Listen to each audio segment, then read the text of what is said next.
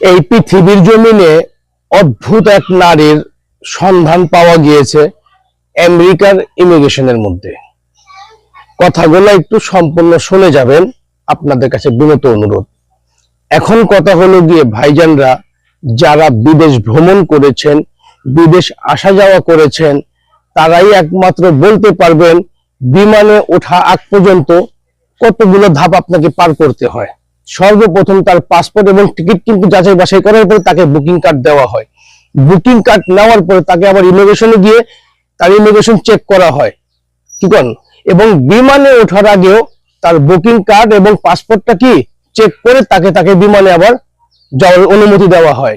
তারপরে সে সেখান থেকে ফ্লাই করে যে কোনো এক দেশে গিয়ে সে অবতরণ করতে পারে।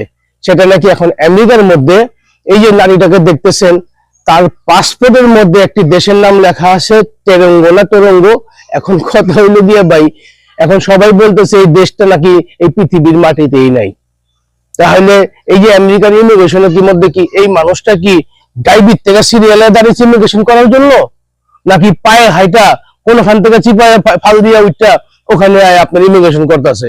এই যে আজগবি কথাগুলা সোশ্যাল মিডিয়ার মাধ্যমে শুনতেছি, আরে ভাই যারা বিদেশ ভ্রমণ করছেন তারাই একমাত্র বলতে পারবেন যে বিদেশ ভ্রমণ করার সময় কি কি ধাপ আপনাকে পার করতে হয়।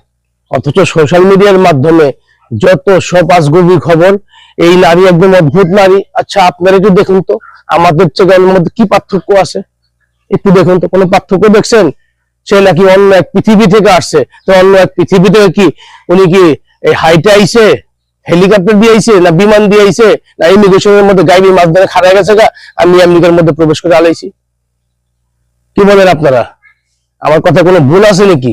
কোন মানে এই এশিয়ার মহাদেশের মধ্যে যেমন আমি এই ভিডিও দেখলাম পাকিস্তানিরা করছে, ইন্ডিয়ানরা করছে, বাঙালিরা করছে, কিন্তু ইউরোপে যারা আছে তাদেরকে দেখলাম না, বা কোনো বিবিসি নিউজে দেখলাম না এটা নিয়ে খবর করার জন্য এই অদ্ভুত নারী পৃথিবীর ভিন দেশ থেকে এসে আমাদের পৃথিবীর মধ্যে উনি ইমিগ্রেশন করতেছে।